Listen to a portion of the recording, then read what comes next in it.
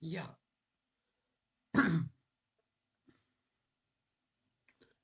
Hold up, let me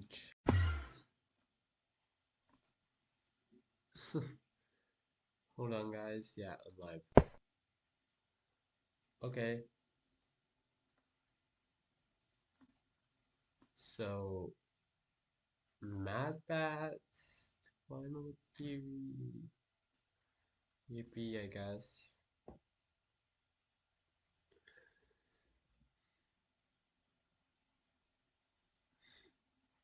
For using 60 seconds. 60 seconds.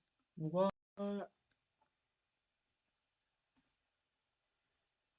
Hmm.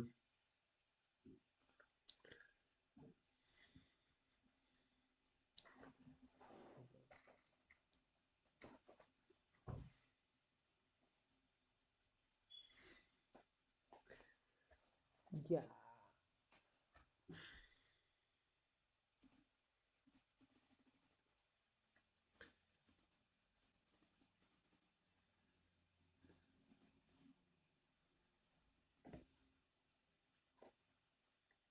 Oh, also, I find it so funny that he just gave out the hints for his ARG that he's doing here.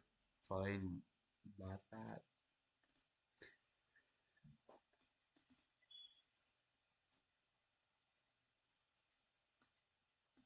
But hey, if we're sending,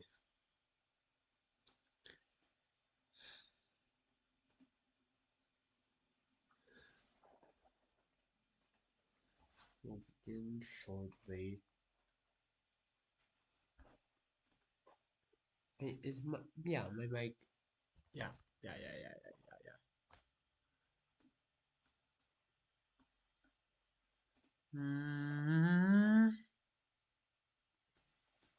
Okay. Shoosh.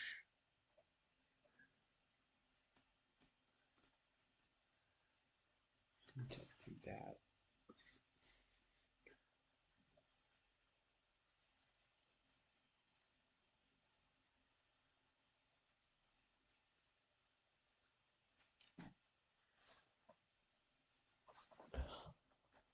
Add.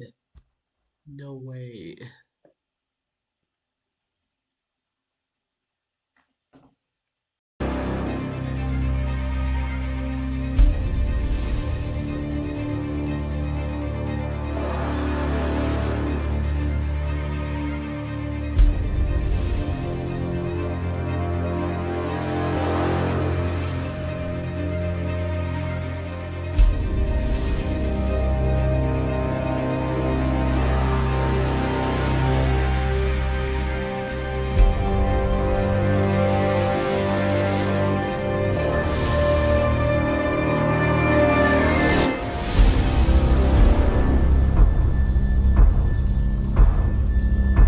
Watch it.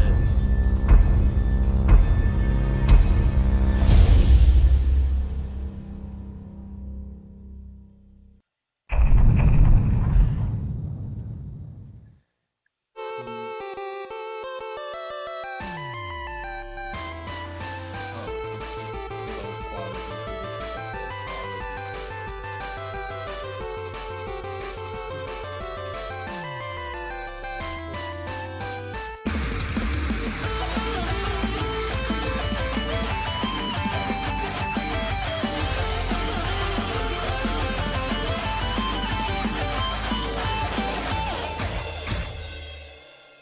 Hello, Internet! Welcome to Game Theory, where that is the last time that I'll be saying those words officially on this channel.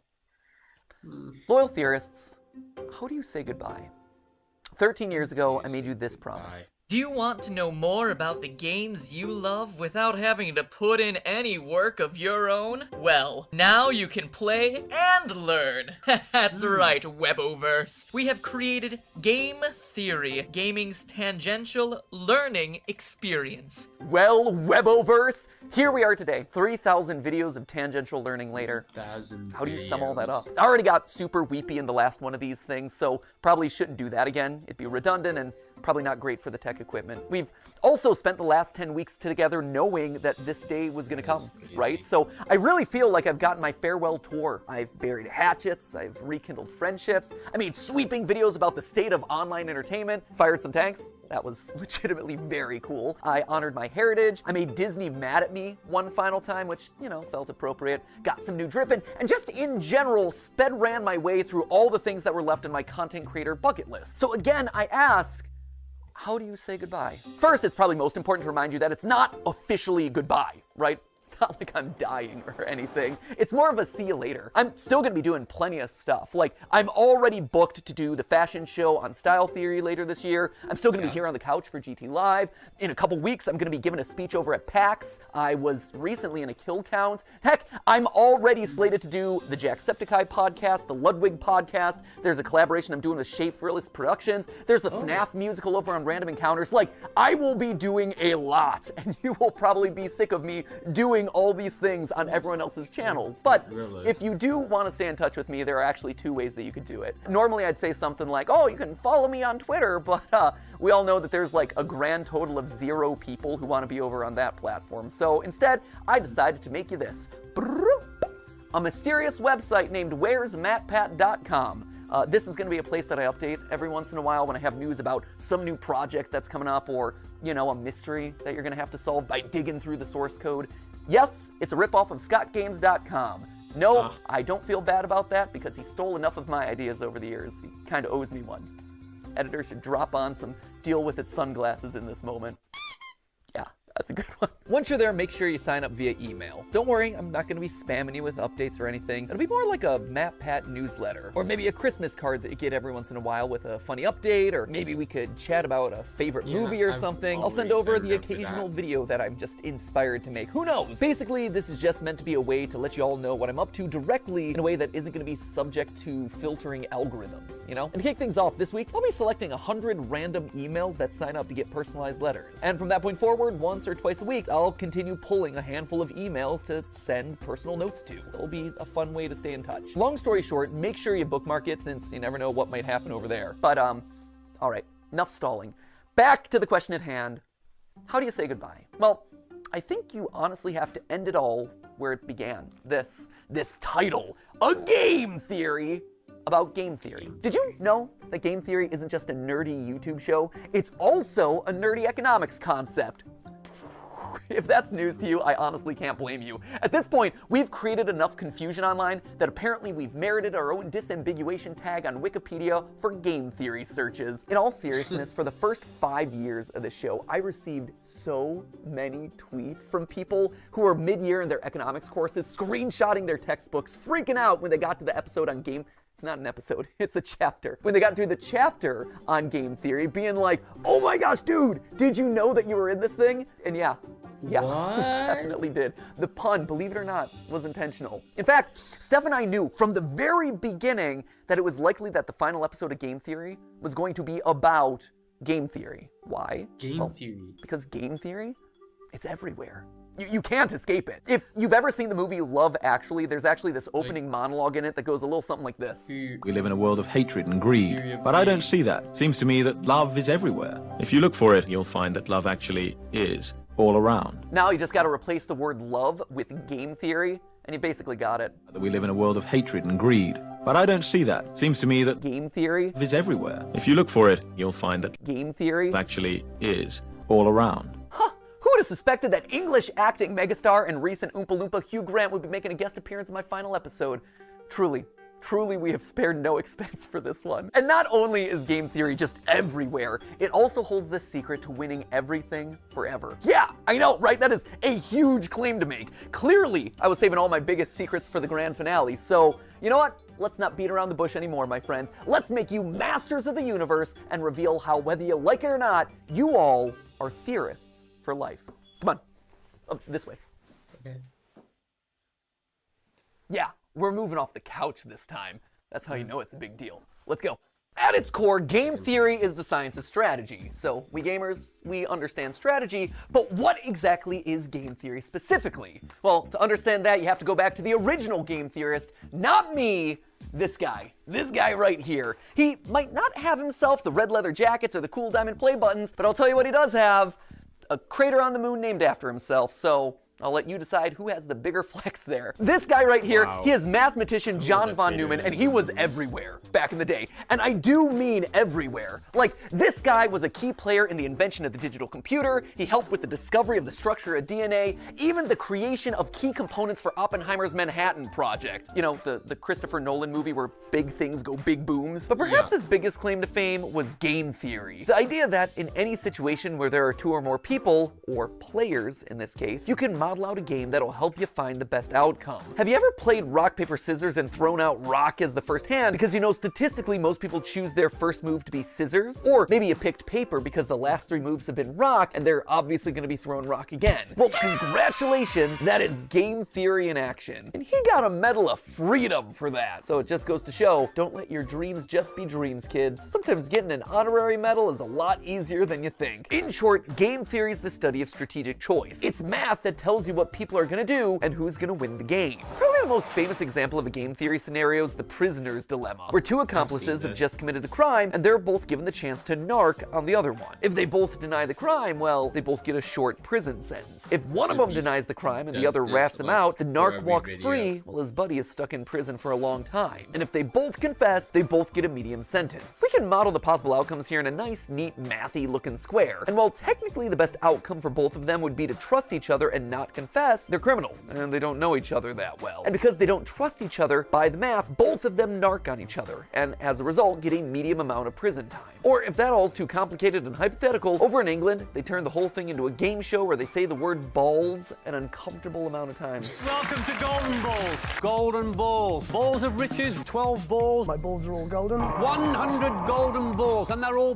bursting with money. Killer balls. Balls. Balls. Balls. Balls. Now, why am I bringing all this up? Well, game theory is more than just wads of cash jammed into a bunch of balls. Someone should tell Mr. Beast that I just discovered his next video idea. No, it has very real consequences for the world. Back when the US and USSR were on the brink of atomic annihilation, the principles of game theory helped both sides reach an agreement to slowly disarm their nuclear arsenals. If you want to know more about that story, Veritasium's recent video on game theory does a great job telling it. And honestly, I can't really improve on it. So thanks for doing all the research for my final episode there, Derek.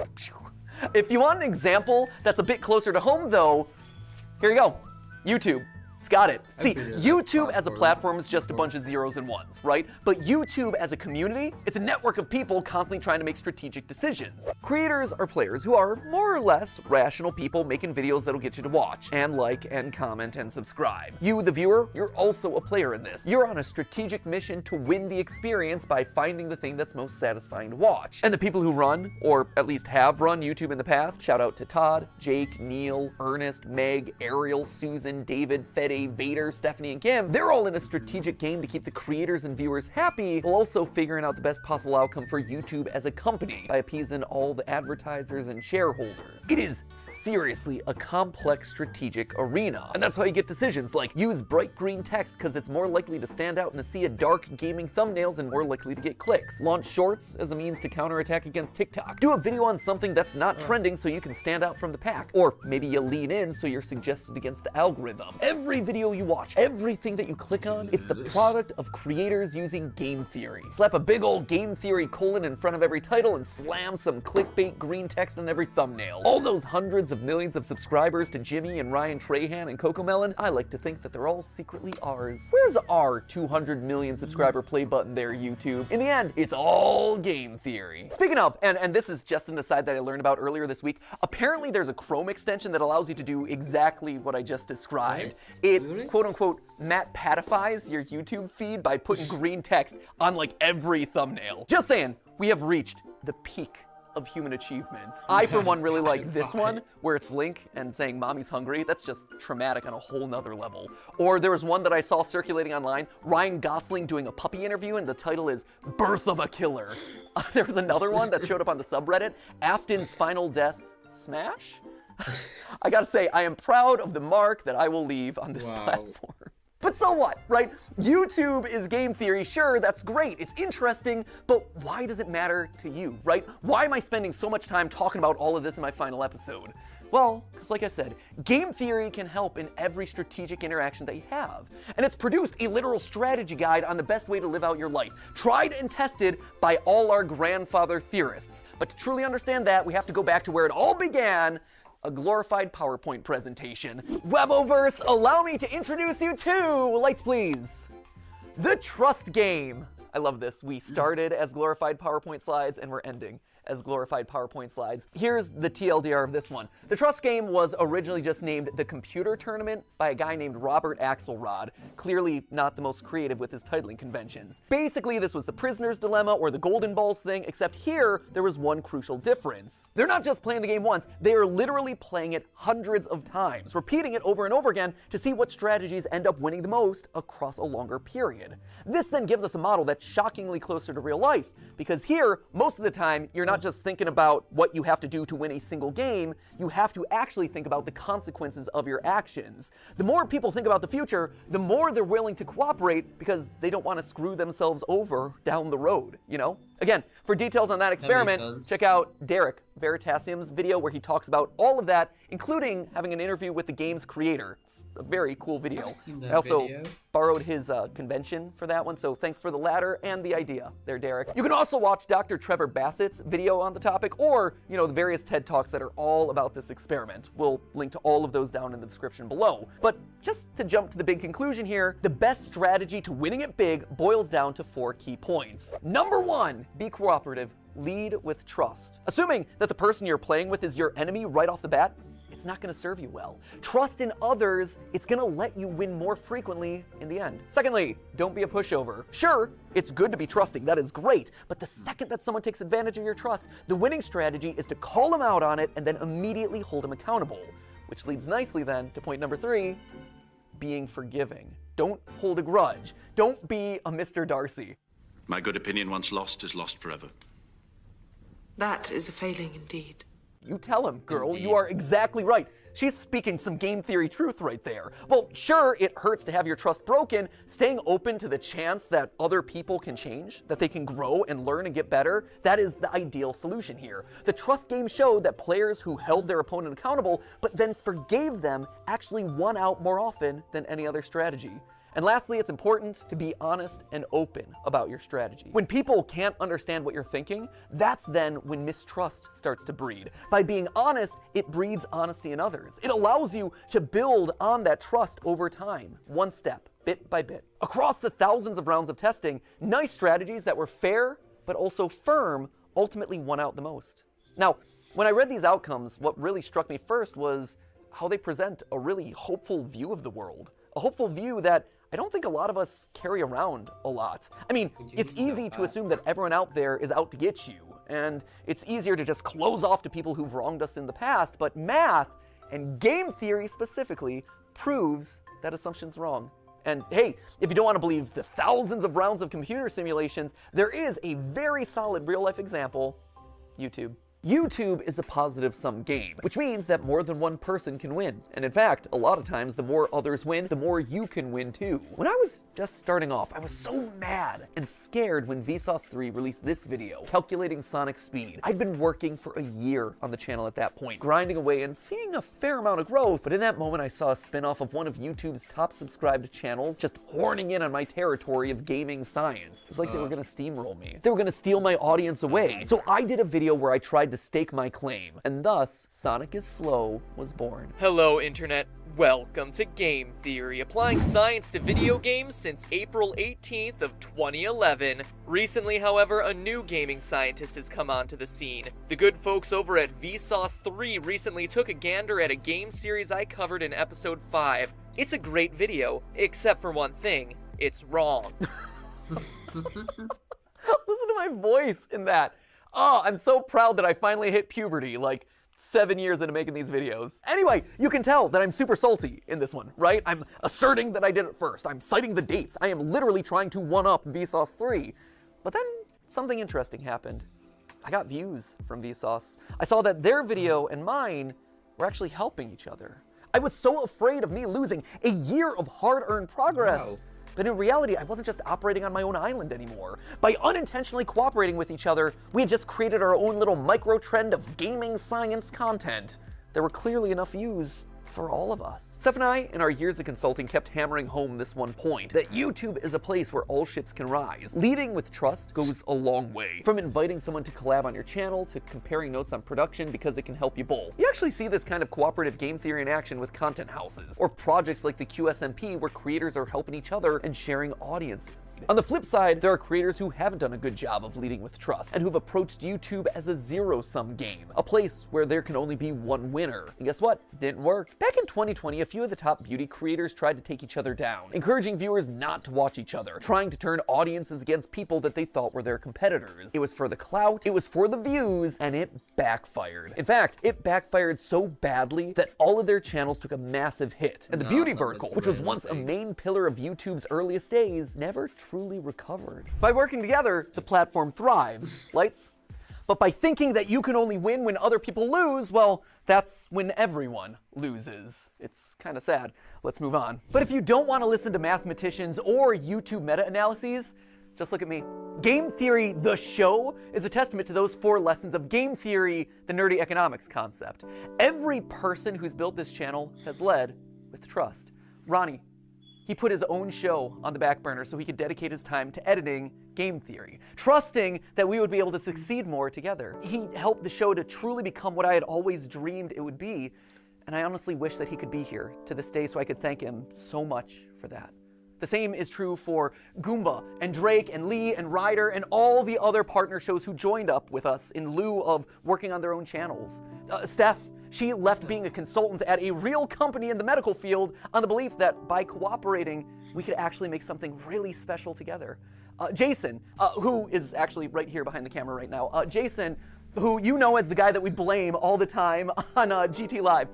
Jason was Theorist's first full-time employee after me and Steph. He jumped in there when all we had was a kitchen table and a cat that he was constantly allergic to. And Sudafed, you have this man to thank for your current net worth. Because and Zyrtec. And Zyrtec. And Zyrtec, You have yeah. taken so many pills over the years. I have.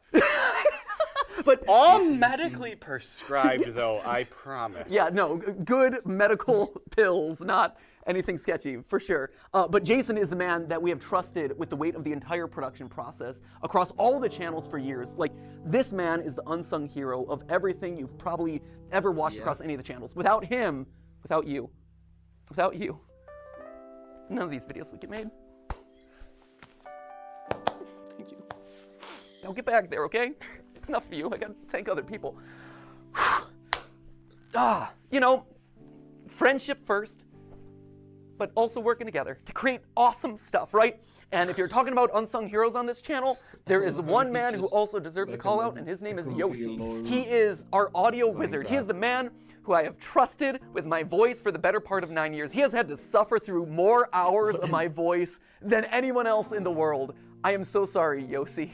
I am so sorry for all the burps and weird edits and weird diatribes and jump scares that Ali has given me over the years. Was Yossi a pro when he first joined up with us? No. But you know what he was willing to do? He was willing to learn.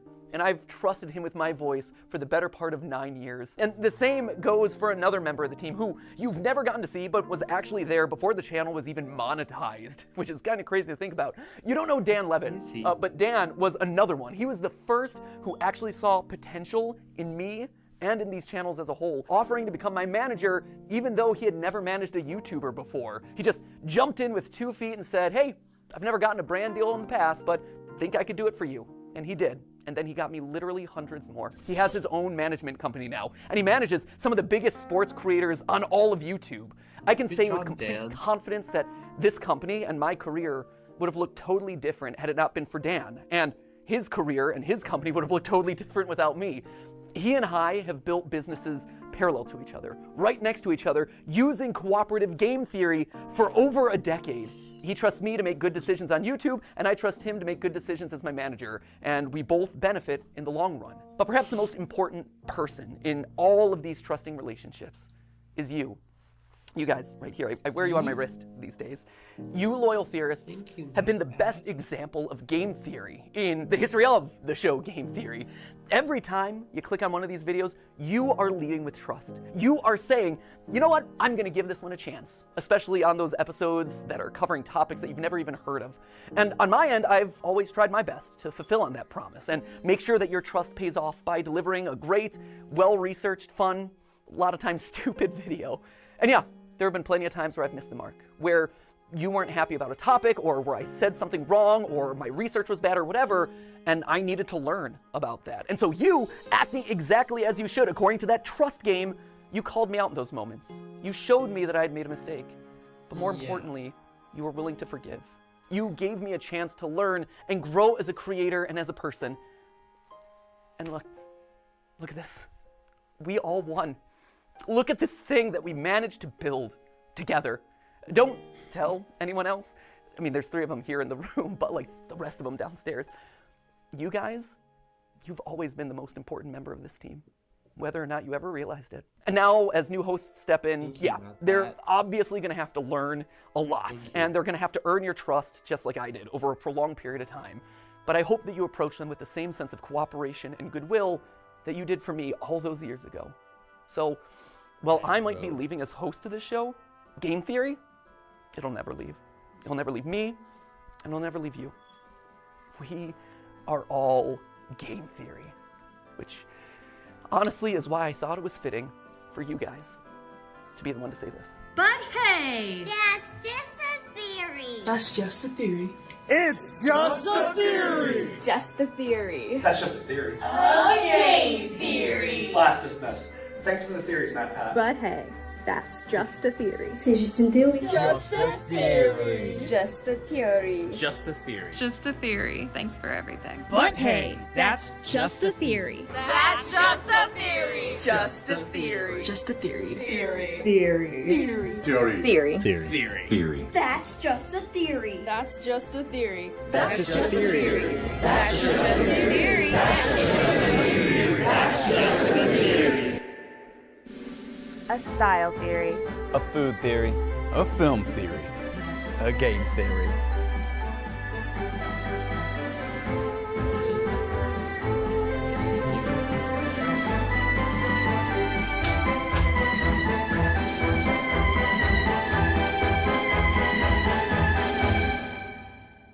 Thanks for watching.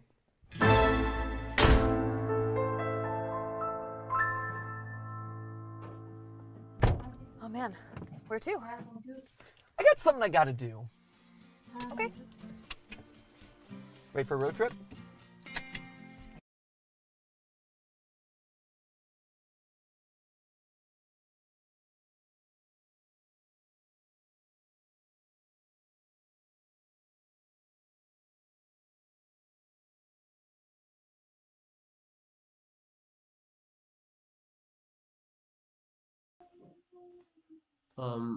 What happened?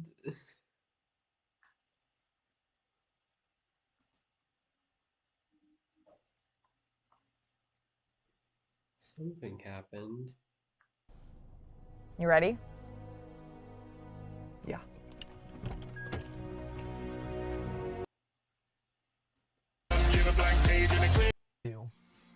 Okay. Yeah. Ready for a road trip? I guess. Happened Let's there. go. Every level you beat, and it's boss battle defeat. With each achievement your view becomes a bit more complete. Give a blank page and a clear horizon, so why not do a little theorizing? I think it's time we did a little theorizing. Theorizing, yeah. I can't theorize, that's just a theory. Game theory. You ready? Yeah.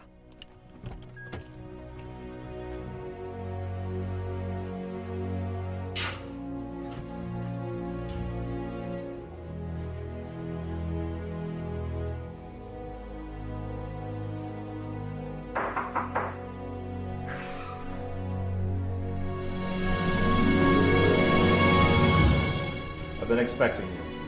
Come, we have much to discuss.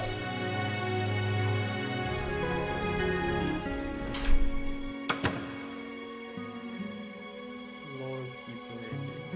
Answer on where to find all relics. Check the bottom of the description. If you want to find them yourself, happy hunting. The lore keeper.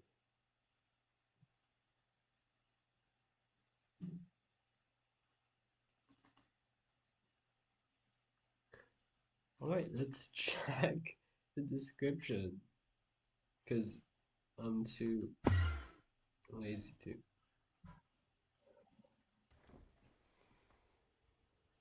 Thanks for watching. What now? Vacation? Vacation. Vacation!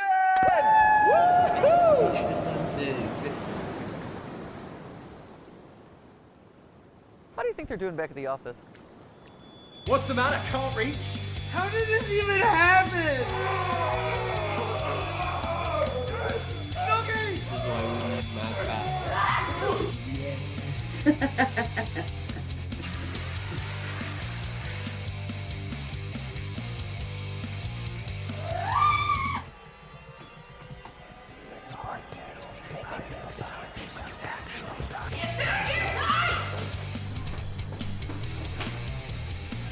Rise, avatars. It's time to overtake the editors. Stay quiet.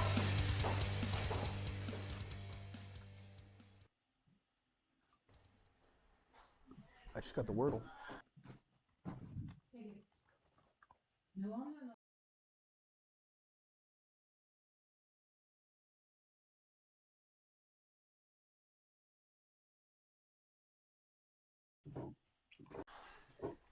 Nice. I'm sure they're fine. Yeah. You know, my body still has those weird tan markings from the sunscreen episode. I've noticed. Yeah.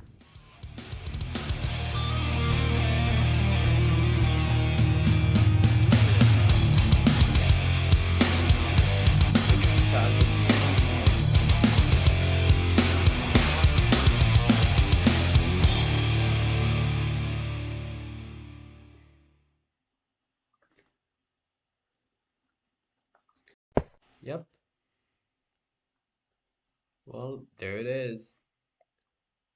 Can't wait for the Poppy Playtime video next week with Tom. That would be fun.